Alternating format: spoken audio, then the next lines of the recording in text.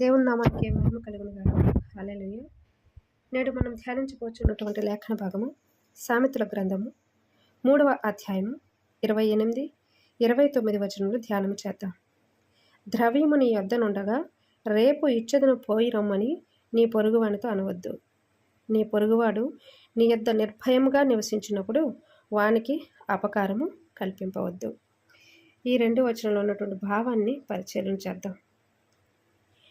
ద్రవ్యము అనగా అంటే పనివారు జీతానికి పాత్రులు అన్నటువంటి విషయాన్ని మనము మరి పరిశుద్ధ లేఖనాల ద్వారా నేర్చుకున్నాం కదా. ఎవరైనా సరే మన దగ్గర ఏదైనా ఒక వస్తువు ఉంది అని అంటే ఎందుకు వస్తారు? ఇస్తామని ఆలోచన కావచ్చు, వాళ్ళకి అవసరంగా కావచ్చు. ఈ 2 పరిస్థితులను బట్టి వస్తారు. వచ్చినప్పుడు అది మన దగ్గర ఉండేటప్పుడు వాళ్ళకి లేదు అని తర్వాత ఇస్తానని అలా ఎందుకు చెబుతాము? ఒకటి ఎదుటి వ్యక్తులపైన నిర్లక్ష్యం కావచ్చు. రెండవది వాళ్ళని మరలా తిప్పించుకోవాలని ఆలోచన కావచ్చు.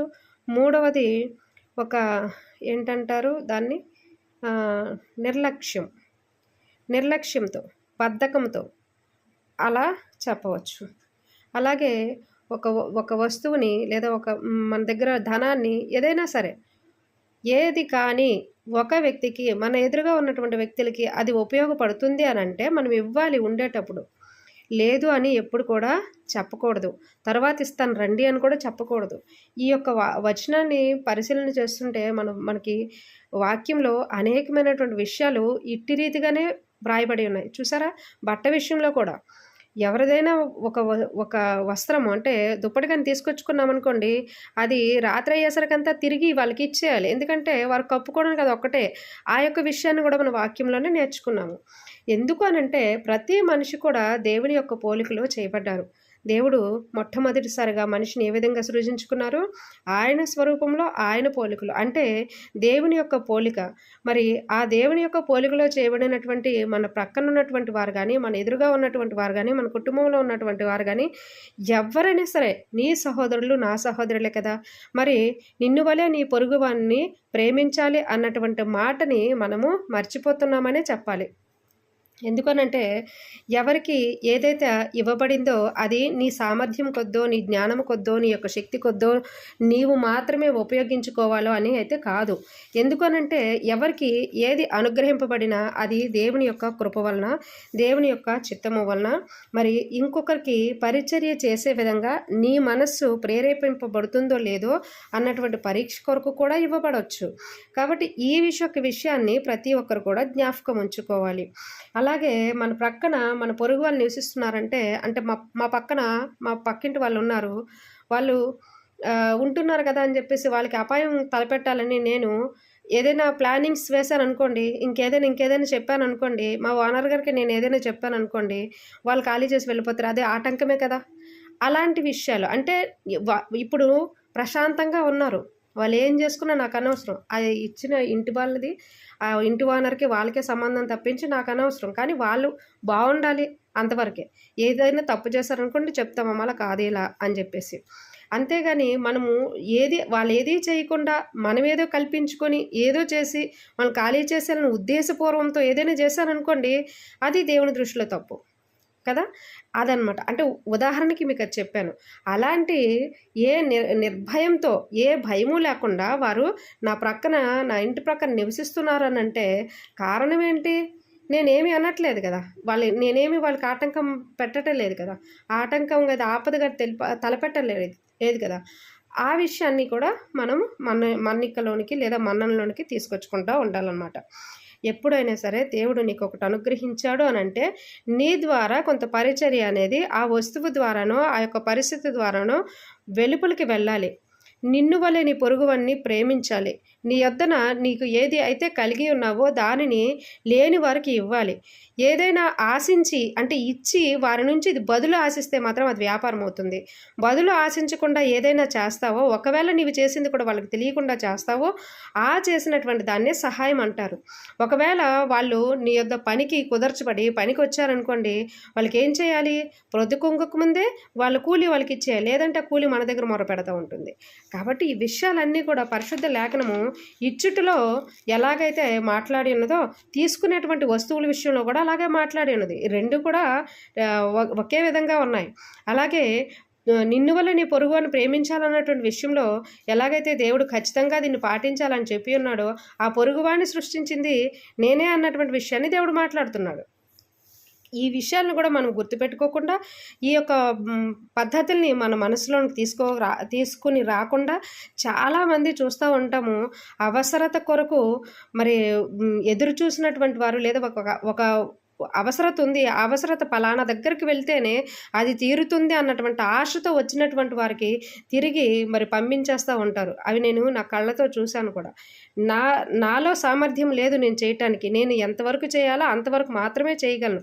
కానీ సామర్థ్యం ఉన్నటువంటి వారు కూడా వెనుకకు వెళ్ళిపోతుంటే చాలా బాధ అనిపిస్తుంది. అలాంటప్పుడు అనిపిస్తుంది, అయ్యో ప్రభువా, నా దగ్గర ఉంటే నేను ఇచ్చేదాన్నే అని చెప్పి.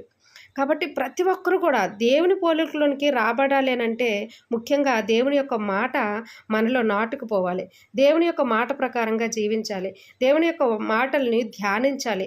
ధ్యానిస్తూ ఉంటే, వాటి ప్రకారంగా జీవిస్తూ ఉంటే దేవుని యొక్క పోలికలోనికి మనము తేబడతా ఉంటామన్నమాట. అప్పుడే నిన్ను వలె నీ పొరుగువాన్ని ప్రేమించాలి అన్నటువంటి మాట మన హృదయానికి ఎంతో ఇష్టంగా మారుతుంది. అలాగే యేసుప్రభు వారు ప్రాబ్లమ్స్లో ఉన్నటువంటి వారు ఆయన దగ్గరికి రావడం కంటే ప్రాబ్లమ్స్లో ఉన్నటువంటి వారిని వెతుక్కొని వెళ్ళటమే ఎక్కువ కనిపిస్తుంది మనకి. ఆ తర్వాత కదా ఆయన చేసినటువంటి మేలుని బట్టి ఈయన్ని వెతుక్కొని వచ్చారు. కానీ ఆయనే ప్రతి ప్రాంతానికి వెళ్ళేటప్పుడు ఆ ప్రాబ్లంలో ఉన్నటువంటి వాళ్ళందరినీ కూడా ఆయన సహాయం చేసి ఆ యొక్క విడుదలని ఇచ్చారు. అలాగే ప్రతి మనిషి కూడా ఎవరైతే మీ కంట పడినటువంటి వాళ్ళు ఉంటారో, లేదో మీకు ఇంకొకరి ద్వారా వినబడుతుందో ఆ సమస్య అనేది, ఆ సమస్యని తీర్చడానికి నీకు ఆ యొక్క సామర్థ్యత ఉన్నట్లయితే ఆ సమస్య తీర్చడానికి ముందుండాలి. అలాగే కొంతమంది ఈ మధ్య మీడియాలో ఎక్కువగా చూస్తూ ఉంటాం అన్నమాట. ఇదిగో నీకు ఇది ఇస్తున్నాను, అది ఇస్తున్నానని చెప్పేసి ముందు ప్రజల్లోకి వెళ్ళే కంటే ముందు ఏం చేస్తారు, మీడియా ద్వారా మొత్తం ప్రపంచం చూసేలా చేసేస్తూ ఉంటారు. అది తప్పు. మళ్ళీ నీవు చేసావు అన్నటువంటి విషయము, నీవు మేలైతే ఏదైతే చేసావో ఆ మేలుని పొందుకున్నటువంటి వ్యక్తి గుర్తుపెట్టుకోవాలి. పొందుకున్నటువంటి వ్యక్తికి ఇచ్చినటువంటి నీకు మరి లేదంటే దేవునికి మాత్రమే తెలియాలి. ఈ ముగ్గురు మధ్యన ఉండాలి తప్ప నాలుగో వ్యక్తికి ఎందుకు తెలుస్తుంది?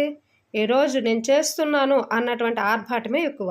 ఆ ఆర్భాటం వలన కూడా ఫలాన్ని కోల్పోతామన్నమాట. ఇచ్చాము అన్నటువంటి విషయాన్ని ప్రతి దగ్గర చెప్పుకొని తిరగటం వల్ల కూడా ఫలాన్ని కోల్పోతూ ఉంటాము.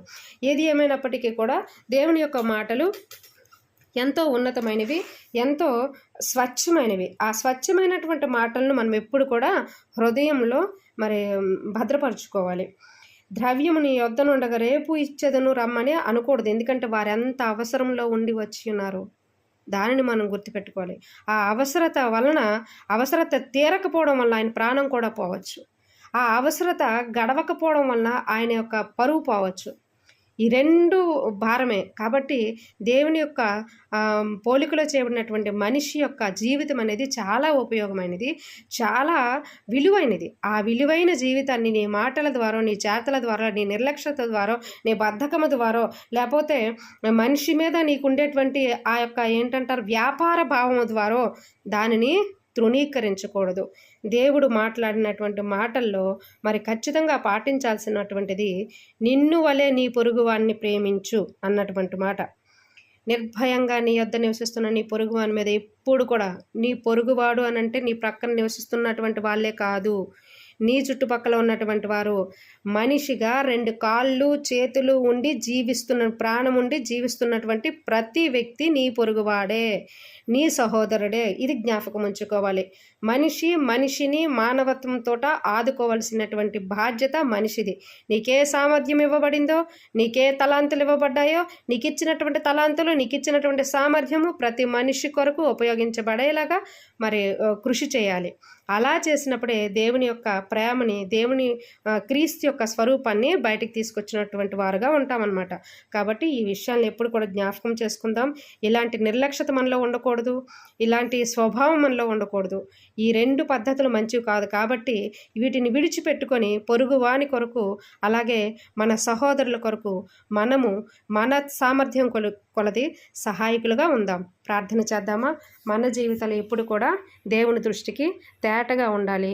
దేవుని యొక్క మాటల చేత కట్టుకోవాలి. క్రీస్తు అనే బండ మీద మన జీవితాలు కట్టబడాలి. కాబట్టి ఈ యొక్క పరిస్థితుల గుండా మనము ముందుకు వెళదాం.